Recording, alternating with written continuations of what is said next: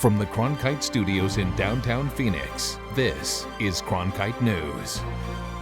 Good evening and welcome to this special edition of Cronkite News on Arizona PBS. I'm Marcella Baeto.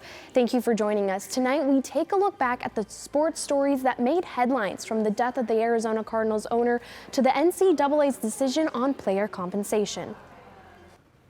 Friends and members of the Bidwell family gathered at St. Francis Xavier Catholic Church today in Phoenix to say farewell to their patriarch.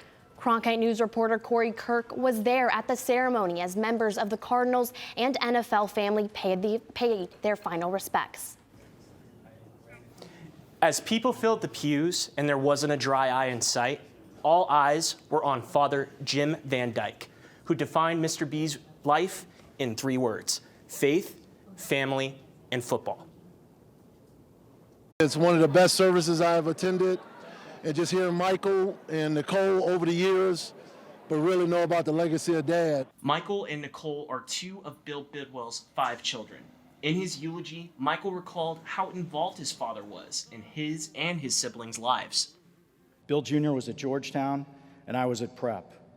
He would take us to dinner and come watch my games. He made every game because he didn't want to miss a single snap when I got a chance to play. As an owner, Mr. B was known for his selflessness among NFL executives, as someone who put the league's interest above his own. His love of the league, I was fortunate to be able to work with him for many years, and it was a privilege, and it was certainly an honor to be here today. Bounded by his faith, those that knew him said Bidwell always tried to help those in need, often without much recognition, something that he never sought. Just a gentleman of quiet dignity who did things the right way all the time and never looked for any attention, was always content to be in the background. Longtime Cardinals wide receiver Larry Fitzgerald was always honored to suit up for Mr. B. But Fitz feels lucky to have cultivated a relationship with his team's owner off the field as well. I know there are many players over the past few years that didn't have the privilege of getting to know Mr. B, and I regret that. You guys really missed out.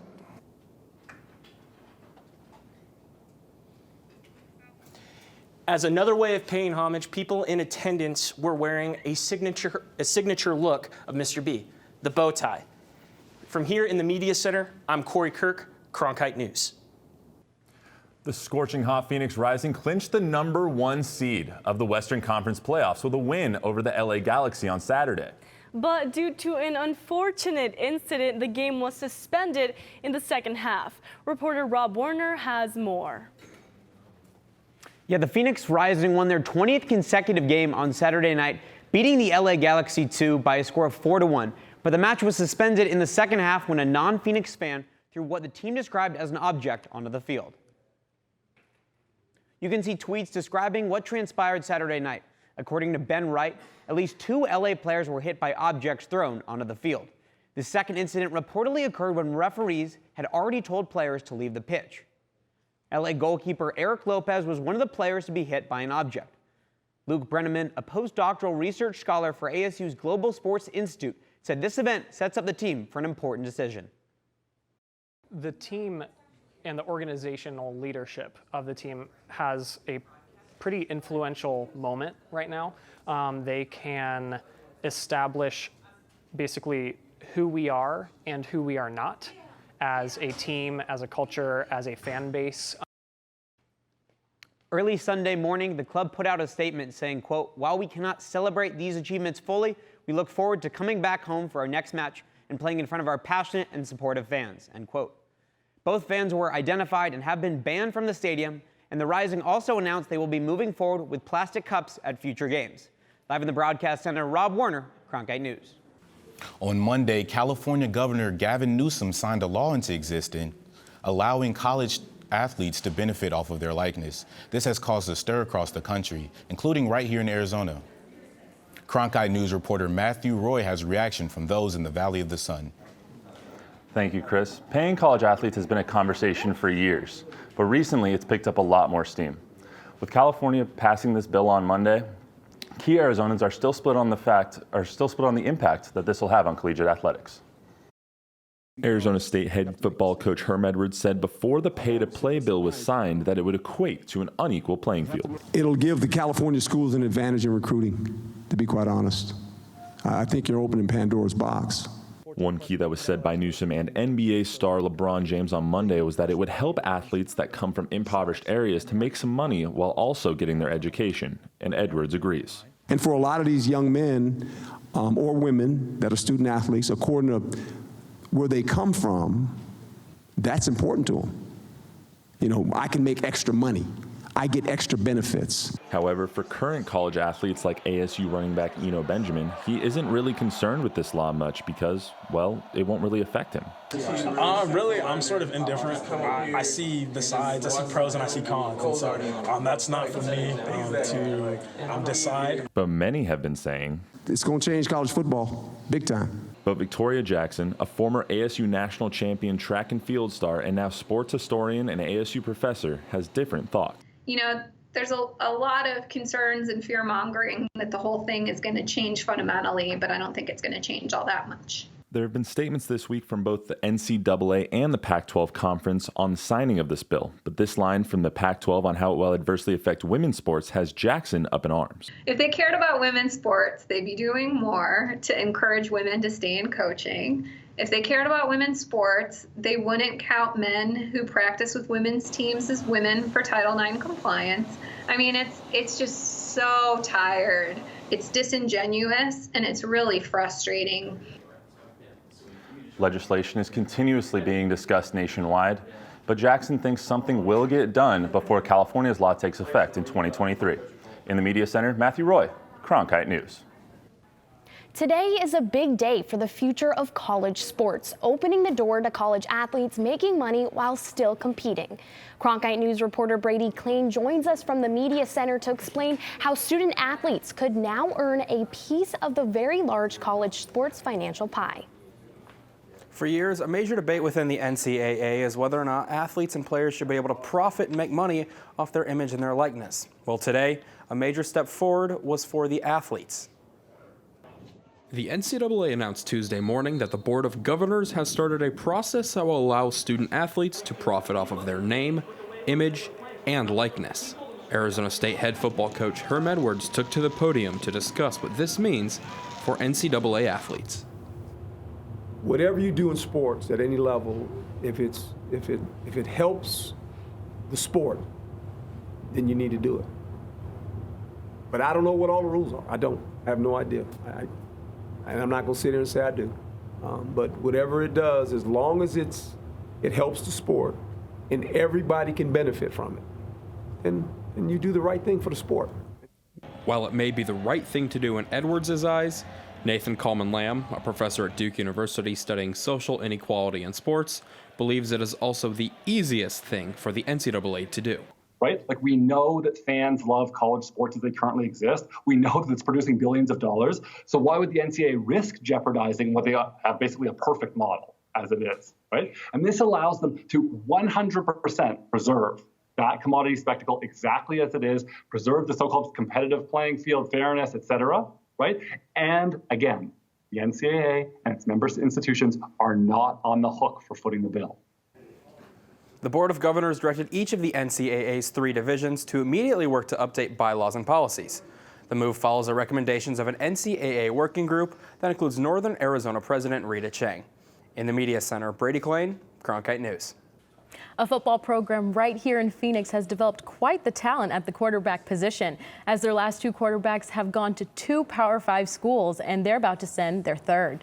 Cronkite sports reporter Corey Kirk was on the sidelines at Pinnacle High School to get us the scoop on the Pioneers' lineage. What were you able to find out, Corey? An offense cannot survive without a strong field general. After their last 2 quarterbacks have gone Division I, the Pioneers were left in the hands of their senior quarterback, soon to be a Wolverine. The boys of fall are back once again for the Pinnacle Pioneers, and one of those leading the way is senior quarterback J.D. Johnson. JD's a team guy, and I know we all have the same team goal, and he's very tight with his classmates, and he's a part of what I consider to be a very special group of seniors. Quarterback success has been the norm in recent years for the Pioneers, as Brian Lewerke, now a senior at Michigan State, and Spencer Rattler, a freshman for the Oklahoma Sooners, once donned the Pioneer logo. Head coach Dana Zupke credits the program's adaptability to each QB's strengths to their success. With the type of quarterbacks we were getting, and when we started committing more to, running an offense that opens it up and throws the ball more, and with the receivers and the athletes, comes better talent at that position. Johnson started taking consistent snaps last year, first as an injury replacement for Rattler. He then took over the Pioneer offense after Rattler was ruled ineligible midway through the season. Sitting behind the #1 quarterback in the nation prepared Johnson to be the Pioneers' new field general. Really molded me to where I am today, and just going back to competing with him, he made me better every day. Everything was a competition with him, and I love that. After leading the Pioneers to the semifinals his junior season, Johnson rang in the new year with a verbal commitment to the University of Michigan. I ended up going up there for a bowl practice and just fell in love right when I stepped on campus, fell in love with Coach Harbaugh, Coach McDaniels, everything about the program. After accomplishing so much he has set out to do, Johnson has one thing left: to bring a trophy back to Pinnacle. I just want to bring Pinnacle a state championship. I really fulfilled everything else. I have a great relationship with everybody here. And he hopes to lead his brothers to Pinnacle's first 6A championship in the program's history. Once his last high school football snap is played and he signs on that dotted line, JD told me he isn't waiting for the college experience. He's graduating from Pinnacle early and enrolling into the University of Michigan this winter to get an early start on the playbook. From here in the Media Center, I'm Corey Kirk, Cronkite Sports. Athletes take major risks with their bodies to play the sports that they love, perhaps none more so than boxers. While the sport's been popular for centuries, studies about its lasting effects are fairly new. Cronkite News reporter Erica Morris talked to current and former boxers to find out more. Erica? Yeah, Marcella, anyone can be blindsided by an unexpected injury or illness. For boxers, injuries are part of the job. That's why 2 champion boxers teamed up to tell the uninsured to go ahead and get enrolled. For Layla Ali, the daughter of Muhammad Ali and a former boxer herself, life outside the ring means relying on great health care for her whole family, especially after they coped with Ali's Parkinson's until his death in 2016. You can't help the fact that you have to see that he got sick. Even being a world champ, being one of the most loved world icons, you can still get sick. Anything can happen. Nobody can run from it. So that really shaped my view of the world and situations that can occur in life. Current featherweight super champion Leo Santa Cruz recognizes just how tough boxing is on his body. Also, in boxing, we get hit, so it's very dangerous. That danger shook the boxing world recently with the death of 27-year-old middleweight boxer Patrick Day on October 12th, who died from brain trauma sustained in a match that ended in his knockout. That was very sad for boxing. It makes us think, I was like, I'm doing this, I'm in boxing. Ali and Santa Cruz shared their experiences in a promotion with the state's health insurance program, Covered California. Who's ready to do a little workout with me? About 50 people got in the ring in downtown Los Angeles learning fitness tips and workout practices that utilizes exercise as a preventative measure. While staying fit is a part of it, Ali and Santa Cruz acknowledges that healthcare needs to be affordable. I have many friends who don't have healthcare insurance, and a lot of times they're telling me they're not feeling well or they're dealing with some ailment, but then they don't want to go to the doctor because they're worried about going in debt over their healthcare bills. That is, very important for my family because, like I said, my dad, if it wasn't for, us having that, I think he would have been dead already. And that's a reality they're trying to change. Open enrollment for Arizona closes December 15th. For more information, go to healthcare.gov. In Santa Monica, Erica Morris, Cronkite News. An Arizona high school has found success beneath the surface of the swimming pool. In fact, they've taken a state title every year for the last 31 years. Wow. Cronkite Sports reporter Corey Kirk joins us from the newsroom. Corey, what secrets lie poolside at Brophy College Prep? The Brophy Broncos have hung a state championship banner every year for the past 3 decades. We joined the team in the pool to find out how the Broncos keep their heads above water. They told us it's all about supporting the swimmer next to you. It's 5:30 a.m. These Brophy College preparatory boys are already in the pool, swimming their laps as the sun rises. We're always just hungry to get better, and I feel like that's just allowed us to build this base, this foundation of hard work and brotherhood. The last time Brophy didn't win the state championship, 1987, when gas prices were 90 cents a gallon and Ronald Reagan was still president. Leading the team now is second-year head coach Darren Brubaker. Let's think about your breathing. A former collegiate swimmer and the fourth head coach during this run of 31 consecutive state titles. He doesn't let the pressure of maintaining this dominance affect his approach. Help motivate me, but in the end, it doesn't matter how many wins you make. I think it's important to keep the holistic side of the Brophy tradition. Thus, Brubaker incorporated a philosophy with his entire team to pay respect to the foundation that was laid for them, telling his athletes to remember that they stand on the shoulders of giants, as some former swimmers have gone on to compete in college, and even Gary Hall Jr., class of '93, who is a 10-time Olympic medalist. Being on the Brophy swim and dive team, it comes with a reputation, it comes with an expectation to be a leader, it comes with an expectation to push yourself in and out of the pool. Though they've had routine success, Coach Brubaker wants to worry about the bigger picture. He calls it focusing not on the times, but the people, with the friendships they make through this program and the amount of fun they have. In the end, these guys are still kids.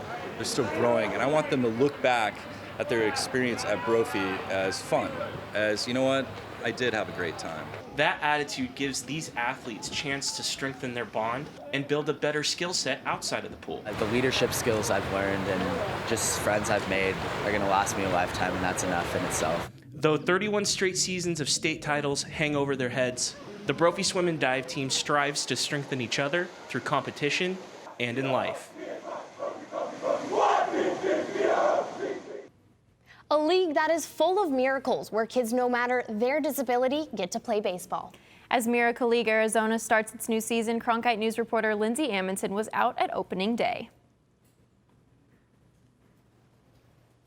To kick off the new season of Miracle League Baseball, the league held its 4th annual Wiffle Ball World Series in Scottsdale, a tournament that helped support the over 300 Arizona Miracle League players live out their dream of playing baseball. Jaden's going to tell us all what to do. Baseball! The money raised from the Wiffle Ball tournament will help kids like left-handed slugger Caden Newman. Caden was diagnosed with spastic diplegia, cerebral palsy, and a global developmental delay at the age of 2, and autism at the age of 4. But with the help of this fundraiser, it allows these kids to play in a league fully designed for them. Amazing. It is amazing. It is. Yeah, they took their time out of their Saturday to come and play ball together to support you, and it means a lot. Yeah, it means a lot to me. For 1 hour a week, the Newmans get to watch Caden do what he loves most, play baseball. With his White Sox hat, Rockies jersey, and dinosaur Converse on, the countless surgeries, long rehabilitation, and any limitations don't matter as soon as he steps on the field. Special needs parents in our lives and our families are so surrounded by the diagnosis and the doctor's appointments and the therapies that being able to come and know that there's some place for our children to play sports and for us to, just enjoy it and just watch them have fun. When Caden first started out at the Miracle League 3 years ago, he had to use his reverse walker. Now he can run around the bases all on his own, something his family was told he probably wouldn't ever be able to do. And that first time that he put his walker away and he walked around the bases, I mean, that is just like a Miracle League crying moment. It was so phenomenal. You're so happy for these kids that they're growing and they're advancing and they're able to walk by themselves now. It's kind of indescribable. When he first got diagnosed, we didn't know. We couldn't even predict what the next week was going to look like, much less what the next, 18 years would look like. And now we can look at him and we can watch him, and watching him walk around the bases at the Miracle League for the first time was huge for everybody.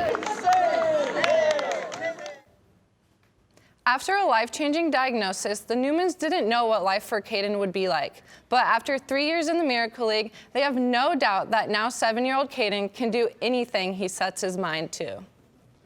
The world of esports is one of many opportunities. opportunities to compete, to hang out with your friends, and possibly win some money. But with those opportunities comes a cost. Esports reporter Eric Ruby dissected the risks associated with the rewards. Sometimes esports isn't all fun and games. Extended time in front of a screen and exposure to blue light rays, a type of high-energy visible light, can lead to intense eye strain and eye problems. Blue light exposure is associated with macular degeneration, so eventual significant effects on your central vision. It's hard to say how much exposure for how long causes damage, but everybody's eye is uniquely different. According to Dr. Factor, a good way to keep your eyes healthy is by limiting the amount of blue light rays that your eyes take in. While there are options to limit blue light rays during screen time, like protective glasses and software, pro Overwatch player Ashley Trill Powell believes there's another, simple way to keep yourself healthy. You definitely need to take breaks, without a doubt. There is people who are just like machines and they can just like play the game 24/7 and just grind, which is like, if it works for them, sure, like that's completely fine. But like, for me personally, I definitely like taking breaks. But eye strain isn't the only health concern esports athletes have to be wary of. Along with maintaining their physical well-being, many esports organizations have also put a focus on players' mental health. ASU's CSGO captain Tyler Vore is planning on emphasizing maintaining a healthy mind state to his team this year. It's just so important to be open with your family and your doctors about how you're feeling. Everyone talks about how esports is, oh, you're not an athlete, but there's so much mental strain when you're putting anywhere from 12 to 16 hours a day in front of a computer on a game. It's not just, playing a game for fun. You're really working and putting in the time, and that can have a big effect on just your emotions and how you're feeling. And so I just think it's really important that we at least talk about it. The esports world continues to evolve, and the effort to educate and protect its members will evolve right along with it. In Phoenix, Eric Ruby, Cronkite News. Last weekend was the first of 10 rodeos to start the season of the Arizona High School Radio Association for grades 6 through 12. And Cronkite sports reporter Serena Perez explores how the association has been a part of families for generations. Goat tying, barrel racing, and bull riding. Just a few of the events that took place in Payson for the season opener of the Arizona High School Rodeo Association. But beyond that is a community of friends, family, a bond between a rider and their horse, along with promoting the Western way of life. I myself competed in this very same association when I was a young boy. For Jace Kirby, president of AHSRA, and other parents, things have come full circle with their kids now being members. Old friends and acquaintances, and even meet new people who are interested in joining with us. As members develop through the years, some will train with different horses, but know the importance of having a relationship with their partner. They're everything. You can't really do the event without them. They're just your best friend, and they become a part of your life every day. The National High School Rodeo Association has been around since 1949 and has steadily seen an increase in its numbers over the years, especially this season with the season opener this weekend in Payson with about 300 contestants.